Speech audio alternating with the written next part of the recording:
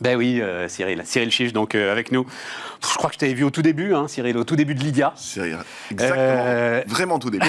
Vraiment au tout début. Je me disais, mais qu'est-ce qu'il me raconte, lui, les gars, sur leur smartphone, qui vont payer ensemble la consommation du café. Au départ, c'était ça que tu vendais. Ouais, c'est ça. Ils vont payer ensemble. C'était même pas encore les échanges. Si je suis sûr, c'était pas encore un gars paye tout, et puis ensuite, chacun se refile, on se partage, etc. et tout. Non, bon, voilà, mais tu avais un moteur interne qui te disait... c'est là. Alors, la super application, qu'est-ce que tu appelles super application, Cyril? Alors, les super applications, ou super apps, c'est ces apps qu'on voit émerger, notamment en Asie, beaucoup aux États-Unis, qui ont au départ un produit central très fort, très utilisé, et qui vont ensuite construire autour de ce produit-là un certain nombre de services qui sont des produits internes ou des partenariats et qui les fournissent à des grandes quantités d'utilisateurs. Et ça, c'est typiquement les exemples de WeChat Pay en Chine, avec une application qui, au cœur, c'est du paiement, mais autour, il y a tous les services financiers du quotidien. Et donc, toi, pour moi, c'est le chiffre le plus impressionnant, là, de Lydia, la fintech de tous les records, au-delà de l'ensemble de l'argent que tu as levé. Donc là, tu annonces une nouvelle levée de fonds, c'est ça, hein, Oui, c'est ça, exactement. Voilà. Rajouté à notre tour qui avait été annoncé de 40 millions en janvier, 72 millions. Donc finalement, ça fait une série B de 112 millions, ce qui est le plus gros tour jamais fait en France par une fintech. Donc voilà. C'est une belle manière de finir l'année, quoi. La fintech française la mieux financée. Moi, ce qui m'impressionne, c'est 30% des 18-30 ans. Oui, 30% des 18-30 ans utilisent Lydia, donc ça veut dire s'échangent de l'argent entre eux à travers ton application. Et ça, et de plus en plus, finalement, font tous leurs paiements du quotidien. Pas simplement s'échangent de l'argent entre eux. Payent dans les commerces, payent en ligne, payent sans contact, organisent leur argent. Ça veut dire que, je veux comprendre, ces gamins-là sont rentrés à un moment dans un magasin, ont pris leur portable, ont dit au commerçant « je peux vous payer avec Lydia ». Le commerçant a dit non, alors je ressors. Comment ça se passe ? Non, c'est pas ça qui se passe. En fait, on fournit tout un tas de services, dont le paiement sans contact mobile, avec des cartes Lydia dans du Apple Pay, dans du Google Pay, dans du Samsung Pay. Et c'est ça dont on parle. D'accord. Mais il faut quand même que le commerçant il soit équipé de l'ensemble de ces trucs-là. C'est pas encore le truc que je peux poser sur le terminal de carte bleue. C'est exactement ça. Tu le poses sur le terminal de carte bleue et le commerçant a vraiment rien à faire à part accepter la carte bancaire. Ouais, voilà, c'est ça. D'accord. Mais ce qui est assez dingue, c'est que ces usages-là, qui dans les banques représentent des parts vraiment microscopiques des usages, on dit qu'aujourd'hui, c'est à peu près 1% des paiements sans contact sont faits avec le mobile. Ouais. Chez Lydia, c'est la moitié de tous les paiements par carte. Et donc, ça dit aussi de la nature des usages et les gens qui...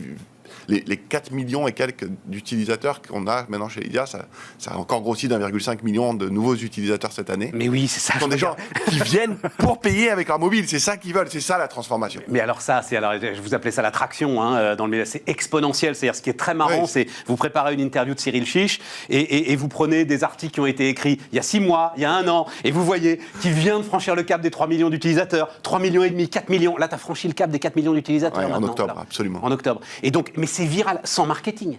Oui, absolument. C'est du pur effet de réseau. C'est du pur effet de réseau. Bon, l'une de mes obsessions, pourquoi est-ce qu'une banque est incapable de faire ça, Cyril ? Alors, je ne crois pas qu'ils sont incapables de faire ça, mais je crois que c'est infiniment plus difficile pour eux. Pour 3 raisons. D'abord, ils ont tout un tas de métiers. Et nous, on a beaucoup moins de métiers. Et faisant tout un tas de métiers, ils ont des forces contraires qui viennent les rendre beaucoup moins agiles. Ça, c'est 1. 2, ils ont un passif technologique, un passif organisationnel, qui fait que quand nous, qui avons 7 ans aujourd'hui, on a été lancé en 2013, en 2018, on dit, bon, on commence à avoir un petit peu d'ancienneté, on va faire un programme pour réécrire complètement Lydia, changer les infrastructures informatiques pour ne pas avoir de dette technique. Dans les banques, on a des systèmes d'information qui ont 40 ans. Et donc, tu as fait ça, toi, en 2018 ? Et on vient de le terminer maintenant. Et donc ça, c'est évidemment des choses qui pèsent après, parce que quand il s'agit d'être hyper agile, d'être très innovant, quand on a des systèmes qui ont 40 ans, ça marche pas bien. Et enfin, il faut dire aussi que elles sont dans une position, ces grandes banques-là, où ça tourne et ça gagne quand même beaucoup d'argent. Donc, il n'y a pas non plus une incentive vraiment très, très, très forte à changer. Si nous, on ne fait pas des choses incroyables, on n'existe pas. Alors qu'elles, si elles font rien du tout d'incroyable, elles existent quand même. Non. Et elles non, Cyril, non. Pour l'instant. Tu le sais très bien. Pour l'instant, ça continue à fonctionner. En tout cas, je peux te dire que... Ça n'empêche pas d'y réfléchir. Je connais les patrons de banque, ils ne réfléchissent pas comme ça. Ils ne réfléchissent pas sur ça tourne, on gagne plein de pognon. Ils réfléchissent sur il y a des voies d'eau partout, c'est en train de se barrer de partout, et qu'est-ce qu'on peut faire pour essayer de boucher à quelques endroits les voies d'eau qui sont en train de nous vider. Il y a ça aussi, mais ce qu'on voit en tant qu'utilisateur de la banque, c'est que, tu vois, mon compte, ça s'appelle encore un compte chèque, quoi. Ouais. Un compte chèque. Ah non, mais c'est fou. Voilà, et ça dit du reste. Hein. Ah, mais c'est fou. Ça dit du reste. Et que tu peux pas encore... Mais en même temps, c'est le faisceau de contraintes, de réglementation dans lequel elles sont, qui font par exemple que tu peux pas encore prendre en photo un chèque et envoyer la photo à ta banque et encaisser le chèque. Voilà, ce qui est possible par exemple aux États-Unis. Absolument. T'es contre les banques ou avec les banques, toi? T'es un allié ou un adversaire? Alors, on n'est ni l'un ni l'autre. On est dans le même écosystème. On est, on va dire, un collègue des banques. Et on travaille très bien avec les banques. On a beaucoup de partenariats avec les banques, des partenariats techniques, mais aussi des partenariats commerciaux. Mais aussi, sur certains sujets, on est concurrents, clairement. Et donc, finalement, on est comme les banques entre elles, quoi. Ce sujet des paiements, aujourd'hui, Ouais. il est en train de devenir central. On a suivi, plus ou moins, vous avez sans doute suivi, on en a parlé ici, Ant Financial, donc la grande filiale de paiement d'Alibaba, dont l'introduction en bourse devait être la plus importante de l'année, finalement stoppée par le Parti communiste chinois, dans des éléments qui restent assez obscurs quand même d'ailleurs. Hein. On se demande si c'est pour taper sur Jack Ma et sur Alibaba, ou c'est parce qu'en fait le bilan d'Ant Financial porte des risques que le Parti communiste chinois n'avait pas envie de voir. Je laisse ça de côté. Toi, en quoi est-ce que tu vas aujourd'hui aller plus loin et investir de plus en plus ce système des paiements, au moment où, par exemple, je crois que c'est 17 grandes banques européennes qui sont en train de se mettre ensemble pour aller vers une norme commune, un système de paiement commun. Comment est-ce que tu te faufiles là-dedans? Alors, il faut savoir que nous, on utilise les rails de paiement qui existent. On n'a pas fabriqué des nouveaux rails de paiement. Ouais. Donc, quels que soient les nouveaux rails... Oui, sauf que tu prends un peu de valeur à un endroit, forcément. Absolument. Mais s'ils sont plus performants, c'est une bonne nouvelle pour nous. D'accord. Nous, notre travail, il est finalement non pas sur les rails, non pas sur la tuyauterie, comme on dirait, mais plutôt sur la partie interface. Et comment on rend l'expérience extrêmement fluide, extrêmement sécurisée et 100% mobile. C'est ça notre travail, c'est ça qui a toujours fait la force de Lydia. On est concentré seulement sur cette partie-là. Et du coup, on arrive à créer des expériences de paiement qui n'existent pas ailleurs, même si on utilise les mêmes tuyaux que tout le monde. Ouais. Et c'est cette innovation permanente au service exclusif de l'usage qui fait la force de Lydia. PayPal de la nouvelle génération mobile, hein, j'ai lu ça, c'est une de tes ambitions. Il y a un jeune, alors il est plus jeune que toi, start-upper dans l'assurance qui est venu me voir et qui m'a dit, alors il ne le dit pas comme ça parce qu'il a besoin encore sans doute des assureurs, il dit, tu sais, tu vas avoir d'un côté la relation client, et ça c'est nous, on sait faire, on est moderne, etc. Et puis de l'autre côté, de la gestion de capitaux finalement, de la gestion de capitaux et de la gestion de risques, voilà, qui sont des métiers que ça on ne fera pas, lui il est assureur, là. Tu vois les choses comme ça aussi, c'est-à-dire toute la partie commerciale, contact client des banques, est-ce qu'elle existera encore dans 10 ans ou est-ce qu'elle sera complètement captée par des entreprises comme la tienne? Je ne pense pas qu'elle va disparaître. Mais je pense que c'est, si tu disais, il y a une partie de la valeur que vous prenez quand même, c'est précisément là qu'on agit. Ouais. Donc, oui, aujourd'hui, ce sur quoi on travaille, c'est cette couche-là, cette couche d'expérience et de relations clients. Et ce sur quoi on est en partenariat avec les banques, c'est pour nous fournir des outils, des tuyaux, des produits. Les capitaux, la réassurance, la compliance, tout ça. Et donc, finalement, ça reste tout ce qui est le bilan, quoi. Voilà. Exactement. Et sur le bilan, tu ne peux pas te battre contre les banques. Non. Mais sur l'expérience client, alors là, franchement, il y a une vraie opportunité. Et je crois que les 4,3,4 millions d'utilisateurs de Lydia sont tous bancarisés. Et donc, oui, c'est ça, ils sont tous bancarisés. Ouais, voilà. Absolument. Ça ne les empêche pas d'utiliser Lydia au quotidien pour toutes leurs dépenses. Donc, échange d'argent, etc., système de paiement et tout, du crédit.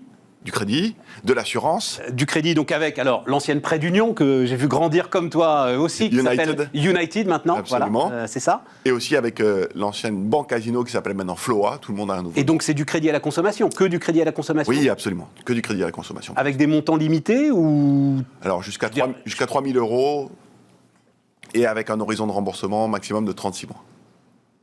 Mais on commence. Voilà, c'est ça. Il faut commencer quelque part. Il faut commencer quelque part. Mais ton idée, c'est qu'un jour, j'achète une voiture avec Lydia? Pourquoi pas?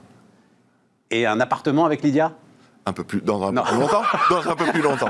Mais aujourd'hui, pour être tout à fait clair, on est concentré sur le quotidien. Ouais. Donc, le quotidien, c'est pas d'acheter une voiture ou un appartement. Non. Mais voilà, quand on a commencé, on était concentré sur les échanges d'argent entre particuliers. Ouais. Et aujourd'hui, on est en train de parler de beaucoup plus que ça. Donc, Quand je te dis, tu prends un peu de valeur, qui paye dans ton histoire?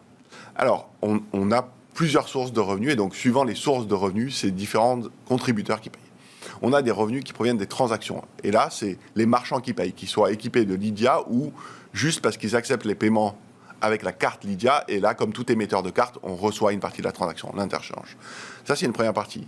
Une autre partie, c'est des abonnements. Et là, clairement, pour pouvoir utiliser Lydia de manière très intensive ou avec des services premium, Lydia Bleu, Lydia Noir. Et là, c'est l'utilisateur qui paye.